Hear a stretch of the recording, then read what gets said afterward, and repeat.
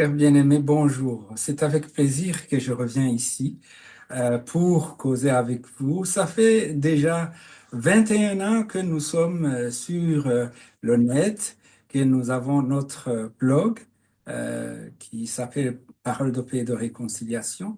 Nous avons commencé il y a plusieurs années de cela. C'était autour des années 2001-2002 et je suis parti à l'église. En venant dans ce pays, en Allemagne, où je réside actuellement depuis bientôt 32 ans, je suis arrivé, j'avais une croyance, j'appartenais à une grande église, à une dénomination, mais j'avais, je dirais, des lacunes ou des incertitudes en moi qui ne me permettaient pas vraiment d'avoir cette certitude et de dire, ah oui, je sais que je suis vraiment sauvé.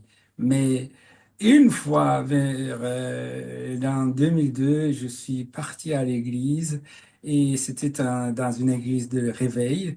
Et là, le prédicateur a reçu une parole de sagesse, ou je peux dire comme ça, qui lui a permis de me dire un certain nombre de choses qui m'ont permis de réaliser vraiment que j'étais pécheur et que malgré tout cela, Dieu me voyait et qu'il avait un projet sur moi. J'étais quelqu'un qui aimait beaucoup plus, qui aimait beaucoup la littérature, qui aimait écrire. Et j'ai encore des poèmes que j'ai rédigés à cette époque-là. Et puis depuis que j'étais enseignant aussi au pays, je le faisais, mais bon, je ne le publiais pas. Mais euh, à partir du moment où j'ai reçu vraiment le Seigneur, j'ai senti que c'était un entraînement et j'ai commencé alors à écrire, à rendre témoignage sur la parole de Dieu. Et j'ai commencé d'abord sous forme d'emails. J'envoyais des emails presque à tout le monde parce que j'avais mon premier email adresse en 1999. Et à ce moment-là, c'était tout nouveau. Et en 2002, ce n'était pas encore vulgarisé comme ça l'est aujourd'hui. Alors, toute personne que je rencontrais, je lui demandais, est-ce que vous avez un email adresse? Est-ce que vous pouvez me donner votre adresse email? Et tout le monde qui me donnait cela, je lui envoyais un message. C'était pour la plupart des messages en français. Et évidemment, vous pouvez bien vous imaginer que tout le monde n'a pas applaudi.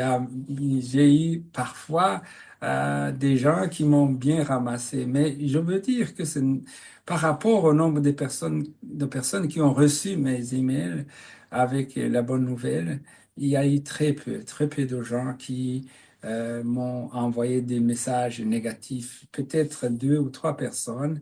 Et d'autres ont trouvé des formules plus polies qu'ils n'aimeraient pas euh, avoir de ces emails, mais assez polies ou courtois. Et je me rappelle qu'il y en a d'autres qui n'ont pas osé me dire, qui sont passés par ma femme pour me dire, écoute, il faut lui dire, mais j'avais un feu pour le faire. Et c'est seulement en 2004, un peu avant 2004, que j'ai commencé à avoir un site web. Et j'ai demandé à un Américain, un jeune Américain qui était ici, à l'église. Il m'a aidé à faire un site. Bon, cette version n'est plus, bon, elle est là, mais elle n'est plus utilisée vraiment. Et d'abord, on l'avait appelé La parole de Dieu, cela vous concerne. Ça, c'était mes emails. Pour ceux qui sont connectés avec moi depuis ces années-là, les gens de Bruxelles surtout, parce que les francophones d'Europe, ils ont certainement encore les emails avec la parole de Dieu, cela vous concerne. Bon, après, en 2004, alors j'ai commencé avec le blog qui est un peu plus sérieux et il existe toujours d'ailleurs, Parole de paix et de réconciliation. Ijambo ry'amahoro no gusubiza hamwe. Et j'ai perdu les clés il y a pas longtemps, il y a une année peut-être, parce que j'avais oublié le mot de passe et le téléphone, celui qui me donne le téléphone ou la compagnie de téléphone m'a retiré le numéro qu'il m'avait donné et ça avait donné, enfin, jusqu'ici, je n'ai pas encore trouvé de solution pour rétablir cette communication. Mais dans l'entretemps, je suis venu euh, sur la planète YouTube, comme vous me voyez, ou la plateforme YouTube. Et donc, c'est comme ça que je suis arrivé ici, toujours dans le même but d'annoncer la bonne nouvelle. J'ai été un peu comme cette femme qui rencontre Jésus et Jésus lui dit, la demande de l'eau à boire et elle commence à dire, écoutez, vous ne buvez pas chez nous, vous savez, mais Jésus lui raconte, la raconte. Toute son histoire de Marie, et qu'elle en était au cinquième mari, alors elle a compris que c'est le Seigneur. Alors elle est allée dire à tout le village que voilà, j'ai rencontré le Messie. Moi, j'ai rencontré le Messie à partir du jour où j'ai compris que je suis pécheur et que j'ai compris que j'avais encore une chance. Et c'est cette chance-là que je veux que toi aussi, tu puisses l'avoir. Voilà. Je suis ici aujourd'hui. Nous allons partager une parole de Dieu donc, qui nous relate une situation qui a eu lieu. Jésus qui priait pour ses disciples avant de retourner au ciel, comme vous le savez peut-être, que Jésus est parti chez son Père, nous préparer de la place, parce que chez lui, il y a beaucoup de place, et il reviendra nous prendre.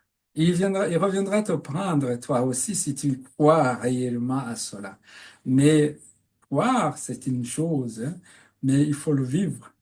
Vous voyez? Croire, ce n'est pas quelque chose qu'on dit avec la bouche, mais on le vit et aussi. On le croit dans son cœur et on le vit. Et nous en parlerons une autre fois. Je voudrais vous lire en ce moment un passage qui se trouve dans Jean 17. Et puis, c'est vraiment la parole que j'ai eue dans mon cœur à vous partager aujourd'hui. Jésus prie pour ses disciples. Je t'ai fait connaître aux hommes que tu as pris du monde pour me les donner.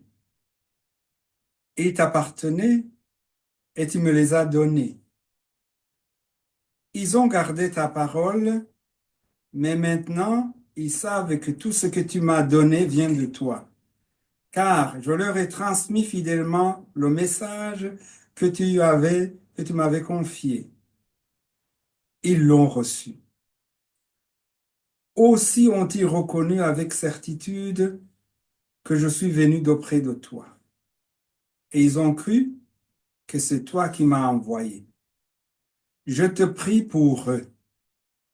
Je ne te prie pas pour le monde, mais pour ceux que tu m'as donnés, parce qu'ils t'appartiennent. Car tout ce qui est à moi est à toi, comme tout ce qui est à toi est à moi. Ma gloire rayonne en eux. Bientôt, je ne serai plus dans le monde, car je veux à toi. Mais eux, ils vont rester dans le monde. Père Saint, garde-les par le pouvoir de ton nom, celui que tu m'as donné, pour qu'ils soient un comme nous le sommes, aussi longtemps que j'étais parmi eux, je les ai gardés par le pouvoir de ton nom. Son nom que tu m'as donné, je les ai protégés. Aucun d'eux ne s'est perdu, sauf celui qui devait se perdre pour que s'accomplisse l'Écriture. À présent, je retourne auprès de toi. Et je dis tout cela pendant que je suis dans le monde, pour qu'ils possèdent en eux cette joie qui est la mienne, une joie parfaite. Je leur ai donné ta parole et le monde les a pris en haine parce qu'ils ne lui appartiennent pas. Comme moi-même, je ne lui appartiens pas. Je ne te demande pas de les retirer du monde, mais de les préserver du diable. Ils n'appartiennent pas au monde, comme moi-même, je ne lui appartiens pas. Consacre-les par la vérité. Ta parole est la vérité. Comme tu m'as envoyé dans le monde, moi aussi je les ai je les y envoie. Comme tu m'as envoyé dans le monde, moi aussi je les y envoie. Et je me consacre moi-même à toi pour eux, pour qu'ils soient à leur tour consacrés à toi par la vérité.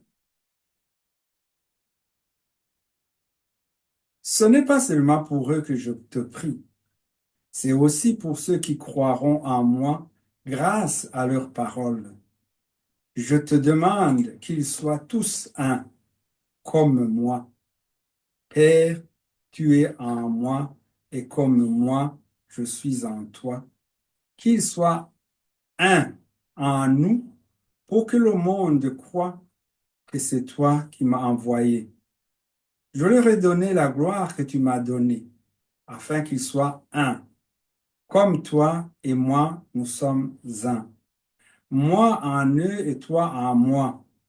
Qu'ils soient parfaitement un et qu'ainsi le monde puisse reconnaître que c'est toi qui m'as envoyé et que tu les as et que tu les aimes comme tu m'aimes.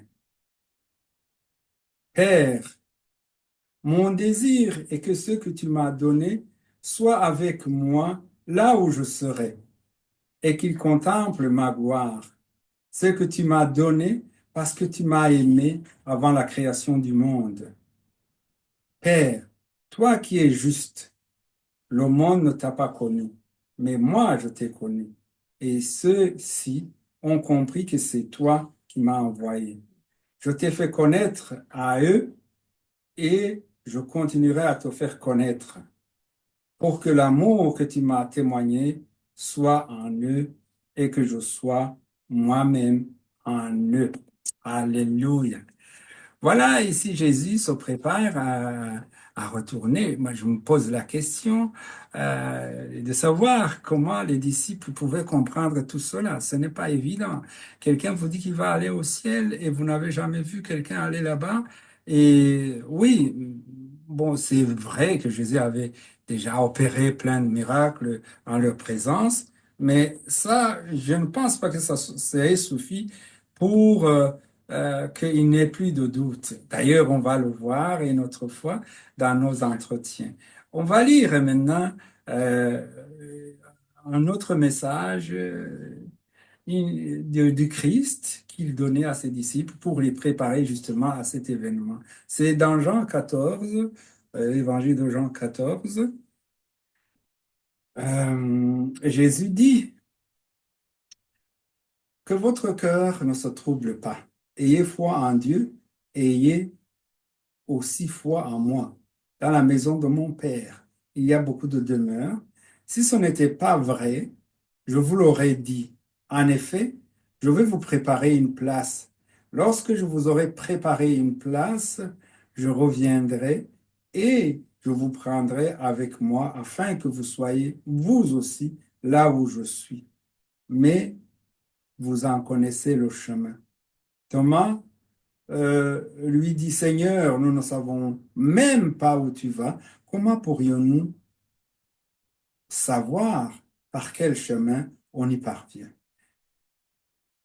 Je suis moi le chemin, répondit Jésus, la vérité et la vie. Personne ne va au Père sans passer par moi. Alléluia. Voilà, c'est le message que je voulais vous transmettre aujourd'hui. On va continuer à s'entretenir sur la parole de Dieu. C'est une parole qui nous pousse à avoir de la foi. Cette parole a été écrite, figurez-vous, il y a plus de 2000 ans. Hein. Il y a des choses que nous avons appris quand on était petit.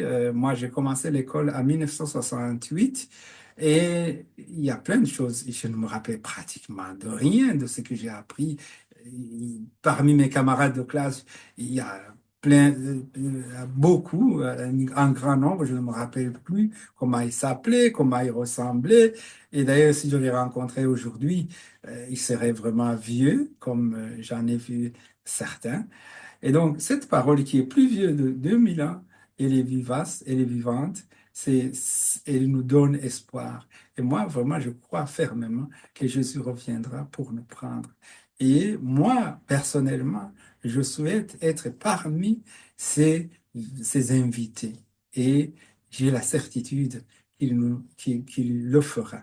Parce que euh, ceux qui ont pu suivre notre message de Nouvel An, c'était un passage qui se trouve dans Romains 8, 39, 37 à 39, qui dit que rien ne nous séparera de l'amour de Dieu que Dieu a pour nous en Christ.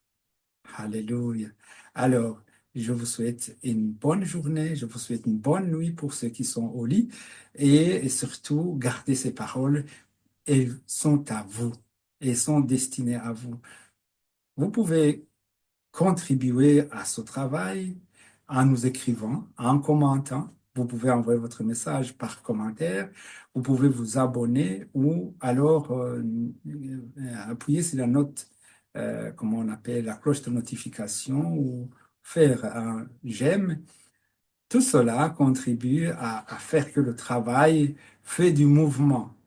C'est pas que nécessairement que on gagne, disons, de façon pécuniaire et pourquoi pas non, là, mais c'est surtout pour que la visibilité de ce message soit multipliée et que beaucoup aient ce message qui peut être utile pour eux, qui ne peut qu'être utile pour eux.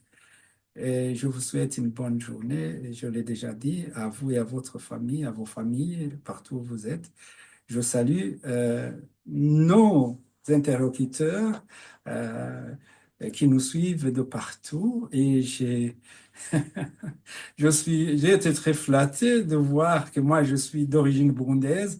J'ai constaté que la majorité des personnes qui nous suivent actuellement, ils sont quasiment à égalité, mais c'est le Rwanda qui vient avant le Burundi. Mais nous avons aussi d'autres personnes qui nous suivent d'ailleurs. Et d'ailleurs, si vous êtes une seule personne qui nous suivait de Chili ou de Chine, l'important est que le message vous parvienne. Je vous aime beaucoup, je vous embrasse. Vous étiez avec le pasteur Hilaire Nininazu. Au revoir et à la prochaine.